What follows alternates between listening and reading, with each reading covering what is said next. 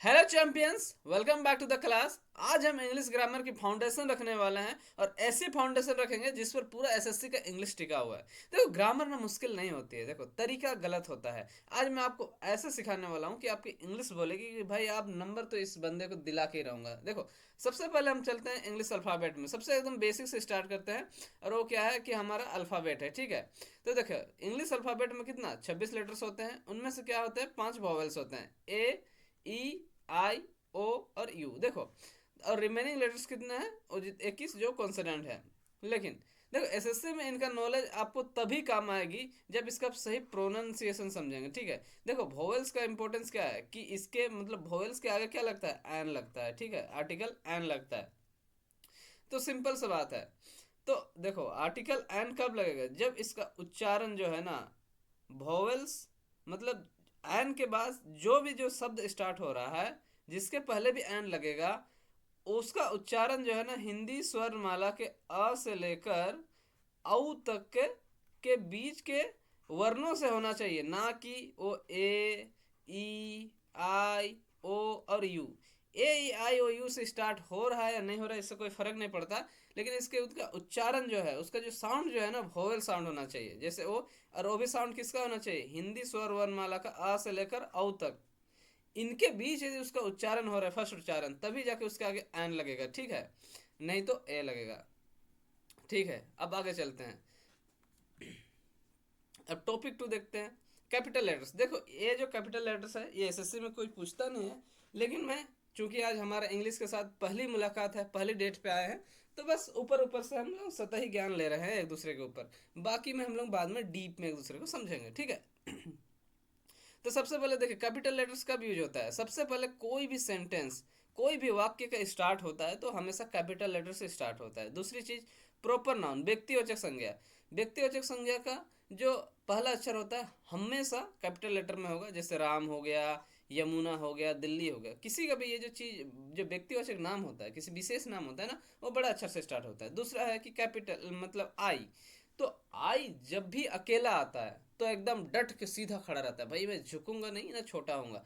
ये आई जब भी अकेला आएगा तो ये बड़ा अक्षर में होता है। दूसरा, उसके बाद जो एक्रोनिम होता है, प्रथम अक्षर, जैसे एक बहुत बड़ा शब्द है, ठीक है, उसको हम छोटे में लिखना, जैसे MLA, तो मेंबर ऑफ लेजिस्लेटिव असेंबली, तो उसको पूरा ना लिखकर हम लोग छोटे अक्षर में उसका जो पहला पहला अक्षर है उसको लिख देते हैं। तो ऐसे में भी क्या, वो जो है बड़ा अक्षर में लिखा जाता है सारा अक्षर, जैसे PM हो गया, MLA हो गया। दूसरा है कि कोटेशन, कोई भी शब्द जो डबल इन्वर्टेड कोमा के अंदर लिखा गया हो, उसका जो पहला अक्षर होगा वो बड़ा अक्षर से स्टार्ट होता है। बस इतना से जानना है आपको, इस सब का एग्जाम से कोई रिलेशन नहीं है, बस पहली मुलाकात है इसीलिए जान गए।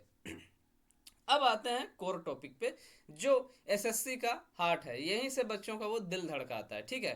तो पार्ट्स ऑफ जो स्पीच है, ये इंग्लिश की जो है ना रीढ़ की हड्डी है, स्पाइन है, इसी पे सब कुछ टिका हुआ है। तो देखो, अगर ये बच्चा को नहीं आता है ना, वो तो इस एरर स्पॉटिंग के भंवर में एकदम डूब जाएगा, ठीक है। और यदि इसको वो समझ आ गया, ठीक है ना, तो एरर स्पॉटिंग में एकदम वो ऐसे उड़ेगा, ऐसे उड़ेगा जैसे बंजी जंपिंग कर रहा है। तो देखिए, चलो हम देखते हैं सभी पार्ट्स ऑफ स्पीच को एक एक करके। जैसे देखो, नाउन।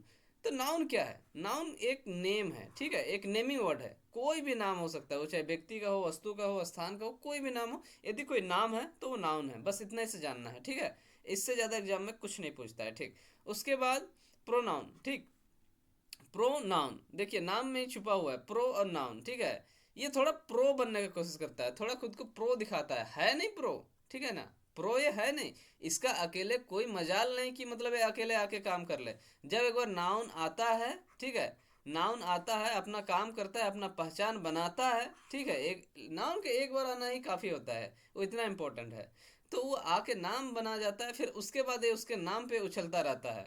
प्रोनाउन हर जगह, बस मैं उसके लिए, मैं जानते हो मेरा दाहिना हाथ है, इसी प्रकार जो बोलते रहते हैं ना, वही है ये प्रोनाउन हर जगह। इसका जरूरत भी है, वरना हर जगह यदि हम लोग राम राम राम राम करेंगे तो राम नाम सत्य हो जाएगा, ठीक है। बहुत ज़्यादा अच्छा नहीं लगता है। फिर उसके बाद हम लोग देखते हैं वर्ब। वर्ब क्या है, क्रिया है। क्रिया ये या तो हमारी क्रिया, एक्शन, जो हम लोग चलते हैं, फिरते हैं, खाते हैं, उठते हैं, जिसे हम होते हुए देख सकते हैं, वो होता है एक्शन, ठीक है। या फिर एक स्टेट, अवस्था, जो हमारे मन की अवस्था अवस्था होती है, या फिर हमारे कोई नॉलेज होती है, मैं जानता हूँ कि वो अच्छा है बुरा है, लाइक दैट। या फिर मतलब किसी से प्यार करता हूँ, किसी से नफरत करता हूँ, किसी से घृणा करता हूँ, वो सब क्या है, स्टेटस, स्टेट है, अवस्था है। तो या तो वो कोई एक्शन दर्शाता है या फिर कोई स्टेट दर्शाता है। एक्शन वो होता है जिसे हम लोग होते हुए देख सकते हैं, और स्टेट या अवस्था वो होती है जिसे हम होते हुए देख नहीं सकते हैं, ठीक है। अब आते हैं एडजेक्टिव पे। एडजेक्टिव क्या है, विशेषण है। ये क्या करता है, नाउन की विशेषता बताता है। जैसे एक हो गया गुड बॉय हो गया, ठीक है ना, गुड बॉय। तो गुड बॉय में क्या है, बॉय का वो विशेषता बता रहा है कि बॉय क्या है, गुड है। यहीं पर बैड लगा देंगे तो क्या है, बॉय बैड हो जाएगा। तो बॉय अपने आप में कुछ नहीं है, लेकिन उसके आगे जो ये गुड लग रहा है उसी से उसको क्वालिफाई हो रहा है कि ये गुड है या फिर बैड है, ठीक है। तो यही होता है एडजेक्टिव, और नाउन की विशेषताओं को बताता है।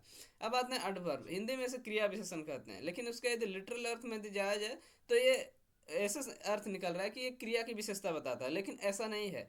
ये क्रिया विशेषण जो है, ये एडवर्ब जो है, ना केवल ये क्रिया की विशेषता बताता है, बल्कि जितने भी पार्ट ऑफ स्पीच हैं, चाहे नाउन हो, प्रोनाउन हो, वर्ब हो, एडजेक्टिव हो, सबका विशेषता वो बताता है, ठीक है। अब आते हैं प्रीपोजिशन पर, ठीक।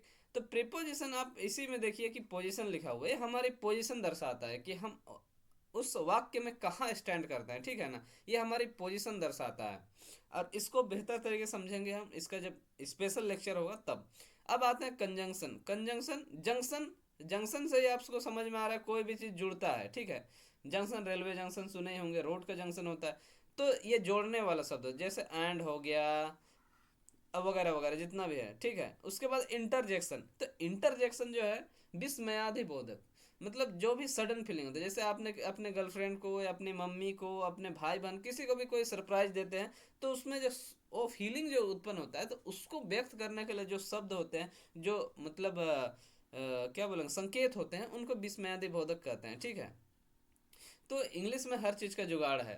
और फिर हो गया आर्टिकल, हो गया आर्टिकल में, जैसे यहाँ पर है ए है, एन है और द है। तो आर्टिकल का क्या होता है कि हिंदी ग्रामर में आर्टिकल का कोई यूज नहीं होता है, ठीक है ना। आर्टिकल हिंदी ग्रामर का शब्द नहीं है, तो इसलिए इसको हम समझेंगे। जैसे ए है, ठीक है, तो ए का प्रयोग कहाँ होता है, कोई भी एक सिंगुलर काउंटेबल नाउन हो, मतलब जिसे हम गिन सकते हैं और वो अकेला है, तब वहां पर उसके आगे ए लगता है। इस आर्टिकल को आप हल्के में मत लीजिएगा, इसमें एरर स्पॉटिंग में क्वेश्चन आता है।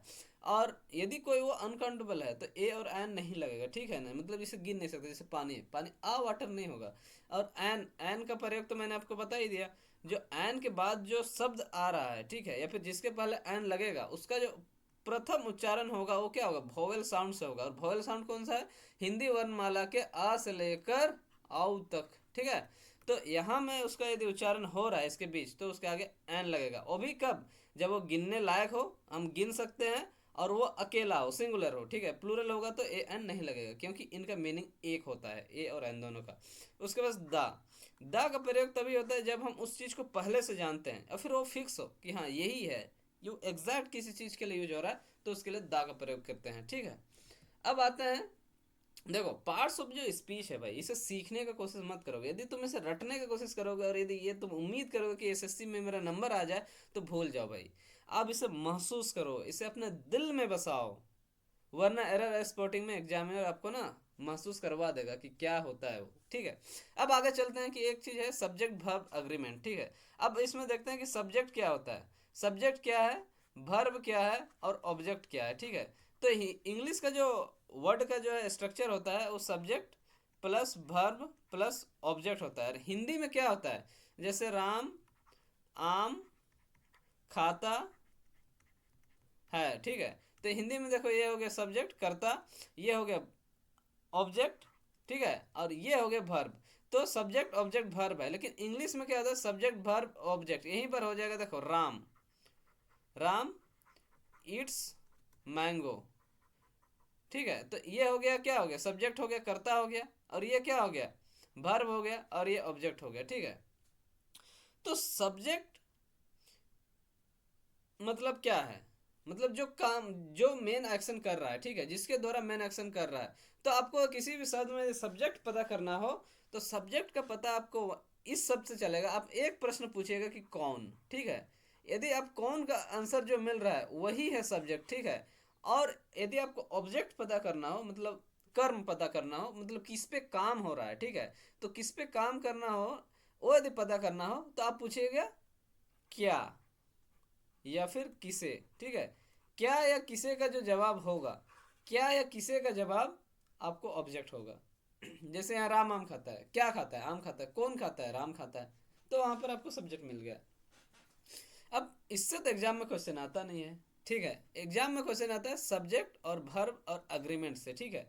देखो ये सब्जेक्ट वर्ब अग्रीमेंट ऐसा है ना जैसे शादी का अग्रीमेंट हो, दोनों का मिलना बहुत जरूरी है।